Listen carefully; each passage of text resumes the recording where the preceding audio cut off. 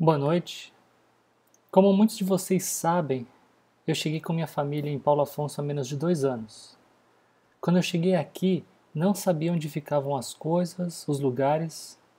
Ainda me lembro quando procurava um lugar para morar e quão necessário o GPS do celular foi para nos movermos pela cidade. Imagine se agora em São Paulo, numa das maiores cidades do mundo, você resolve visitar um amigo ou um parente. Como você chega até ele? Com certeza você precisa de ajuda. Não dá para você descer de ônibus no terminal Tietê ou no aeroporto de Congonhas e sair perguntando: onde é a casa do João da Silva? Sua ajuda eficiente pode vir em forma de um mapa, de um GPS, de alguém que realmente sabe o local onde você quer chegar. Enfim, seria imprudente fazer uma viagem para lá sem se preparar minimamente para ir até o seu destino final. E se a vida é uma jornada, então a Bíblia é esse enorme mapa com todos os detalhes necessários. E o Credo dos Apóstolos é um mapa simplificado para enxergarmos os pontos principais da fé cristã. Segundo o dicionário virtual, disse o Credo é profissão de fé cristã chamada símbolo dos apóstolos, que consiste numa oração que começa em latim pela palavra credo, eu creio, rezar um credo. Credo vem da palavra crer ou crença, e apesar de mitos criados posteriormente, essa profissão de fé, o credo, não é chamada dos apóstolos porque foram eles que escreveram, mas porque ensina a doutrina apostólica, ou seja, ela foi baseada e está em conformidade com os ensinos dos apóstolos. No segundo século, quando ela primeiro apareceu, era chamada regra de fé. E por que vamos estudar o credo dos apóstolos? Quero que pensem comigo. O que faz uma árvore ser uma árvore? Filósofos ponderam questões como essas há centenas de anos, e quando se trata de igrejas cristãs, isso não é diferente. O que faz de uma igreja ou comunidade cristã ser cristã? Veja, há dezenas, centenas de diferentes igrejas e todas elas se chamam de cristãs, mesmo com ensinamentos tão diferentes. Muitas delas discordam entre si em diversos pontos. Como saber se elas realmente são cristãs? Então, o que faz de uma igreja cristã ser realmente uma igreja cristã? Quais são as características mínimas, os aspectos essenciais para uma igreja ser chamada de cristã? Semelhantemente, pessoas se chamam de cristãs. O que as tornam cristãs? O que uma pessoa precisa ter, saber ou aceitar para que seja genuinamente cristã? Essas perguntas nos ajudam a entender pelo menos uma abordagem do porquê iremos juntos estudar o Credo dos Apóstolos, que eu lhes apresento ou relembro.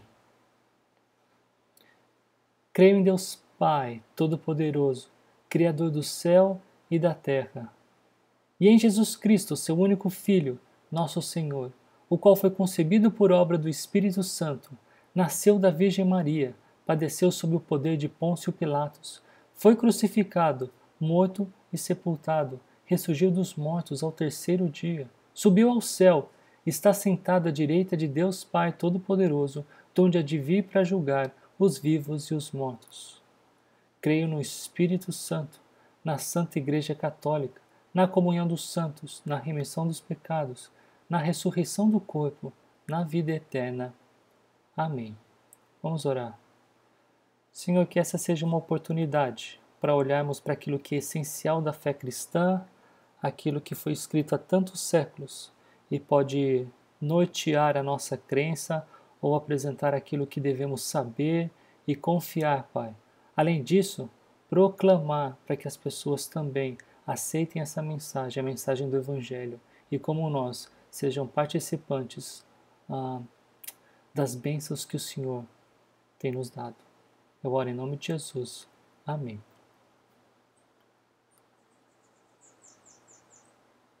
Aprender alguma coisa tem um propósito: aplicar a vida. Um dos propósitos, talvez o principal. Isso também é verdade quanto às informações que adquirimos sobre a fé cristã. Segundo J.I. Packer, um teólogo que a revista Times considerou uma das pessoas mais influentes do século passado, o credo era usado como base para um catecismo, ou seja, era usado para o ensino de novos cristãos. Lembre-se, o cristianismo somente veio a ser reconhecido oficialmente como uma religião alguns séculos depois da morte de Cristo. Logo depois da morte de Cristo, o cristianismo era visto como uma seita do judaísmo. E como vemos no Novo Testamento, enquanto os judeus era necessário reconhecer Jesus Cristo como tão aguardado Messias, o Salvador, a nação de Israel tinha que reconhecer isso. Jesus é o Messias. Para os gentios, aqueles que não eram judeus, era necessário algo muito maior. Com isso, era necessário uma base de ensino fundamental, algo que afirmasse os fundamentos da nova fé. Pense o seguinte aqui. Eu e você, se brasileiro, mas não indígena, crescemos numa tradição cristã, de forma geral. É difícil a pessoa que nunca ouviu o nome Jesus no Brasil. No entanto, há povos indígenas cuja tradição ainda hoje não é cristã. Quando eu me tornei filho de Deus, quando eu verdadeiramente criei em Cristo, eu precisei ajustar e corrigir o que eu já conhecia a respeito de Deus. Meus pais me ensinaram desde cedo que existe um Deus e que Ele nos ama. Fui criado com valores cristãos como pedir e exercer perdão. Eu sabia, eu conhecia o nome Jesus, ainda que não à altura da palavra de Deus. Karen e eu já estivemos numa tribo indígena no meio da floresta amazônica, onde era outrora, onde os homens casados, eles podiam desfrutar sexualmente das irmãs de sua esposa e as esposas podiam ser parceiras sexuais dos irmãos do marido. Isso há algum tempo atrás nessa tribo. Temos um grande amigo que trabalha entre os Yanomamis e, segundo ele, não existe ali o conceito, ou não existia o conceito de perdão. Era tudo uma questão de vingança ou pagamento. Pessoas destes contextos precisam de uma compreensão ainda maior. Os judeus eram conhecedores do Antigo Testamento, os gentios não. Portanto, os judeus tinham uma compreensão mais precisa de Deus de forma geral, ainda que precisão não necessariamente reflete suficiência. Enfim, vamos lembrar uma coisa aqui, isso é muito importante, e é um pouco do que eu estava querendo dizer. Ter um conhecimento mais próximo da verdade, saber com mais precisão quem é o verdadeiro Deus, não torna a pessoa isenta de um dia ter que prestar contas a Deus. Um dia todos nós prestaremos contas a Deus, e somente aqueles que confiaram suas vidas a Deus em função do sacrifício de Cristo é que serão salvos. Ninguém é salvo por conhecer mais a Deus. Todos são salvos exclusivamente por terem fé em Cristo, por entregar a sua vida a Deus, para que Ele haja por meio de nós, para que Ele nos dê a vida eterna. Voltando ao que eu dizia, o credo era usado como um catecismo, algo como base para o ensino de novos cristãos. Mas não somente, ele também era usado para o procedimento de batismo nas águas. Antes de batizar alguém, perguntas eram feitas. Você crê em Deus, o Pai, Criador do céu e da terra? Você crê em Jesus, que morreu nas mãos de Pôncio Pilatos, que subiu aos céus, que ressurgiu? Você crê no Espírito Santo? Você crê, você crê. Tertuliano, um estudioso da Bíblia do segundo século, cita o credo romano com este propósito, e ele é quase idêntico ao credo dos apóstolos. Em 390 d.C., Rufino de Aquileia, um monge, teólogo, tradutor de escritos dos pais da igreja para o latim, especialmente de Orígenes, disse que o credo foi escrito pelos apóstolos. Foi dito que cada apóstolo foi responsável por uma afirmação do credo, tendo Matias no lugar de Judas Iscariotes como um deles. No entanto, não há evidência alguma de que isso seja verdade. O que nós sabemos é que uma forma muito parecida do credo dos apóstolos, como nós o conhecemos hoje, foi padronizado em latim por volta do século VII depois de Cristo. E ele era usado para o batismo de pessoas cerca de 50 anos depois da morte de Jesus. Mas então, por que se chama credo dos apóstolos? Eu já disse isso, mas vale aqui repetir. porque a essência do conteúdo é apostólica. Suas afirmações são baseadas no ensino dos apóstolos, conforme observamos no Novo Testamento. E isso não significa que o credo não seja um material histórico importante em nossas mãos. Obviamente, o credo dos apóstolos e nenhum outro material tem a importância que tem as Escrituras Sagradas. A Bíblia foi inspirada por Deus. O próprio Deus trabalhou no desenvolvimento dela, supervisionando homens de maneira especial para sua existência. O credo foi escrito por homens que quiseram sintetizar o quanto possível os fundamentos da fé cristã. Quando temos ensinamentos divergentes, o credo dos apóstolos não é o árbitro da decisão, mas a Bíblia, a palavra do Senhor.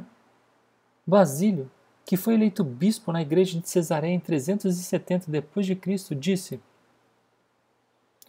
"Deixe que a Escritura inspirada por Deus decida entre nós, o lado em que for encontrado doutrinas em harmonia com a palavra de Deus. Em favor deste lado será dado o voto da verdade."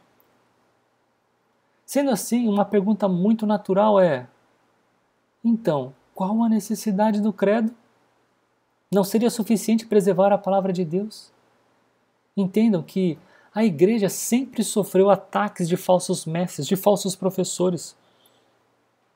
Essas confissões de fé ajudavam as pessoas a discernir os elementos fundamentais da verdade. Vamos fazer aqui um exercício.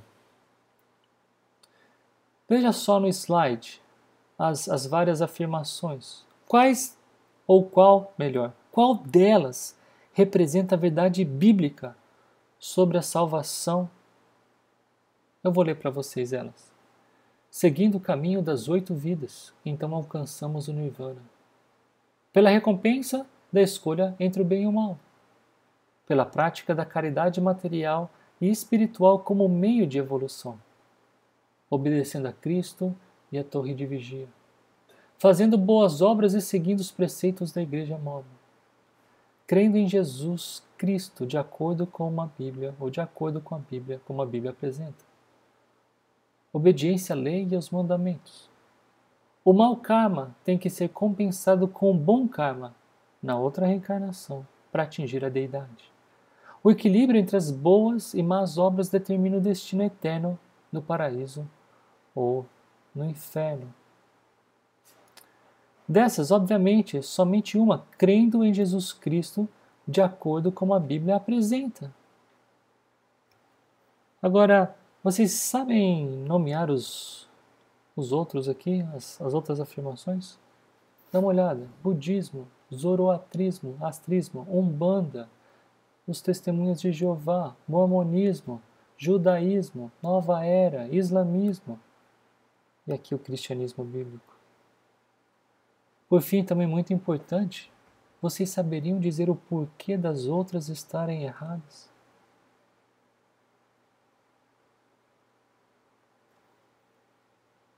Nós não faremos isso aqui hoje, mas seguramente isso é muito importante.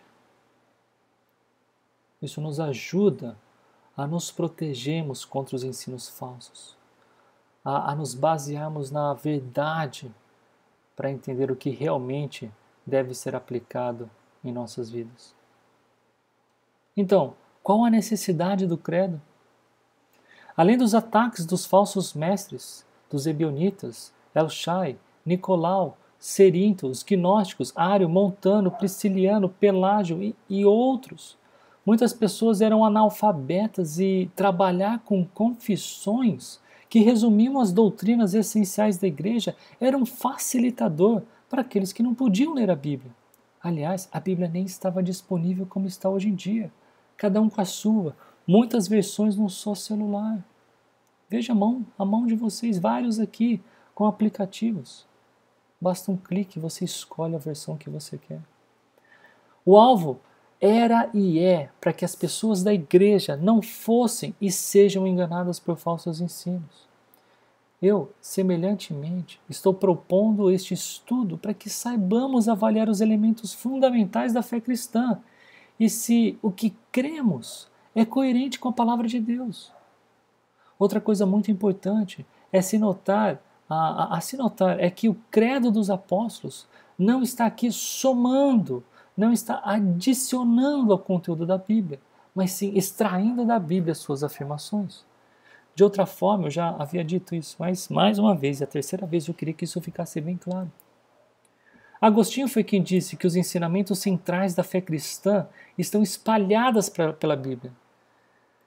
Então, os pais da igreja, ou seja, os primeiros teólogos bíblicos depois da morte dos apóstolos, sumarizaram estes ensinos para que todos soubessem e afirmassem com convicção a fé cristã, os que sabiam e os que não sabiam ler.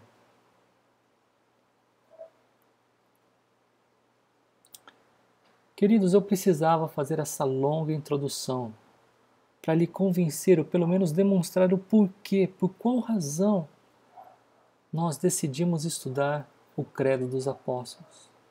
E ainda que eu saiba que nós sobrevoamos diversas verdades bíblicas aqui, eu ainda gostaria que juntos abríssemos as nossas Bíblias em Hebreus 5, dos versículos 11 a 14.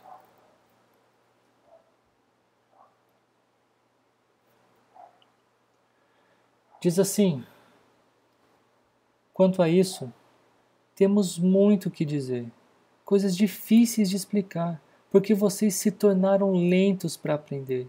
Embora a esta altura já devessem ser mestres, vocês precisam de alguém que lhes ensine novamente os princípios elementares da palavra de Deus. Estão precisando de leite e não de alimento sólido. Quem se alimenta de leite ainda é criança e não tem experiência no ensino da justiça, mas o alimento sólido é para os adultos, os quais, pelo exercício constante, tornaram-se aptos para discernir tanto o bem quanto o mal. O autor de Hebreus, alguns acham que foi Paulo, outros acham que foi Barnabé ou Lucas, mas em geral se diz ser de um autor difícil de se confirmar. Ele faz uma admoestação, uma exortação aos seus leitores aqui. Ele estava falando sobre o sacerdócio de Cristo pela linhagem de Melquisedeque. Eu não entrarei em detalhes sobre isso hoje, não é o foco do nosso estudo. Ele considera esse estudo, esse assunto muito importante, e não é por menos que volta para falar dele no capítulo 7 de sua carta.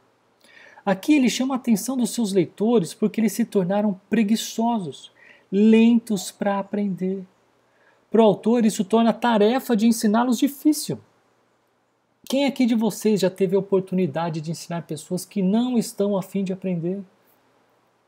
Naquela altura, eles já deveriam ter condições de serem professores, mas ao invés disso, precisavam voltar ao ABC da Palavra de Deus.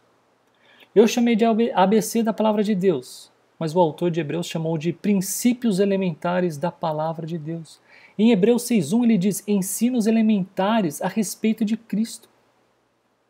O público do autor de Hebreus é, segundo ele, como crianças que não conseguem discernir o bem e o mal. Uma criança tem dificuldades, dado o nível de sua maturidade, de discernir o que é verdade e o que é mentira.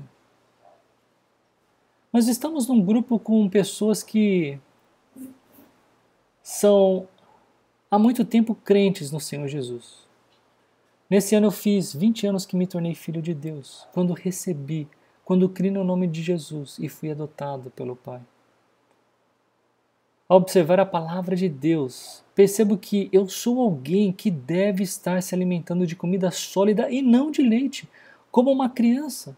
Na altura em que estou na minha caminhada com Deus, eu preciso saber esses princípios elementares a respeito da palavra, a respeito de Jesus. Para mim, estudar o Credo dos Apóstolos é uma oportunidade de revisitar o ABC da fé cristã e avaliar qual a minha condição perante Deus e a posição que eu exerço aqui com vocês. Se eu não souber o ABC da fé cristã, eu não estou apto a estar aqui na qualidade de professor. Entendam, eu ainda tenho muito o que aprender, mas o ABC eu preciso saber. Olha, até rimou. Agora, no nosso grupo, também há pessoas que há pouco tempo decidiram entregar suas vidas a Cristo, que reconheceram ser pecadoras e que o peso de seus pecados não podia ser carregado por elas sozinhas. Era preciso aceitar os termos de Cristo para serem livres de culpa. Que termo era esse? Que termo é esse? Creia em mim e serás salvo. Não é por obras, é graça de Deus. Basta ter fé no que eu digo, no que eu fiz e farei. Palavras de Jesus, ainda aqui parafraseadas. Vou citar 2 pessoas aqui porque pedi permissão a elas para isso. Conheci Fagner e Daiane esse ano. Tenho tido a oportunidade de conhecê-los mais à medida que nos encontramos para estudar a palavra de Deus e conversar, jogar, brincar. Quando eles aceitaram o desafio de estudar a série 5 Dias com Jesus, eles demonstraram algum conhecimento sobre Deus, mas ainda estavam incertos sobre os requerimentos do próprio Deus para a salvação deles. Eu ainda me lembro, quando mais ou menos na metade da série do estudo, eu lhes perguntei: vocês sabem onde estarão quando morrerem? Daiane respondeu com muita convicção que sabia. Fagner precisou de mais tempo, mas disse: agora eu sei, agora eu tenho certeza para onde eu vou. Eles não tinham uma mera fé que estariam no céu. Eles sabiam por qual razão eles estarão lá. Fagner e Daiane estão naturalmente bebendo leite. Eles precisam disso e o mais legal, eles querem isso. Para eles, estudar o Credo dos Apóstolos é uma ótima oportunidade para aprenderem dos princípios elementares da Palavra de Deus, dos ensinos elementares de Cristo para avançarem para a maturidade. Por fim, pode ser que no nosso meio haja pessoas que não fazem parte nem do primeiro nem do segundo grupo, porque ainda não decidiram se querem entregar suas vidas a Cristo. Para eles, o Credo dos Apóstolos mostrará o que a Bíblia diz sobre quem é Deus. Esse ser triuno, que subsiste em 3 pessoas, Pai, Filho e Espírito Santo. Esse ser que é todo-poderoso, que lhe criou e em destaque lhe amou. O Filho veio para morrer em seu lugar. Ele sangrou na cruz do Calvário por causa do seu e do meu pecado. Para quê? Para lhe dar a chance de viver uma vida que você nunca poderia ter, para você ser uma pessoa que você nunca conseguiria ser sem Ele. Cristo foi morto e ressurgiu. Seu reino já começou e não terá fim. Um dia todos nós nos dobraremos diante dele, que é Rei. Alguns, como eu, como Fagner e a Daiane, se dobrarão como servos, como pessoas que participam do seu reino. Outros se dobrarão como culpados, por nunca terem crido nele. O Credo dos Apóstolos ajudará todos nós a caminharmos juntos. Ele é um símbolo histórico da fé cristã, um norte extraído das palavras inspiradas por Deus. O Credo dos Apóstolos, como todos os credos, confissões de fé, funcionam como um filtro para a ortodoxia. Indica o que é e o que não é cristão. É uma declaração pública de crença no cristianismo histórico. Eu espero poder vê-los no próximo domingo. Oremos.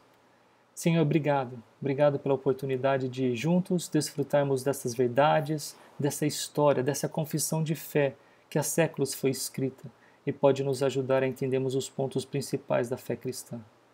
Pai, que elas sejam verdades em nossas vidas e aqueles que ainda não creram em Cristo possam, por causa da Tua graça, por meio da fé, se tornarem participantes, Pai, das bênçãos que o Senhor tem por meio dessas verdades. Essas verdades que nos transporta do reino das trevas para o Teu reino, que transforma as nossas vidas, que nos transformamos a ponto de ser uma nova criatura, capaz de louvar, capaz de fazer a Tua vontade.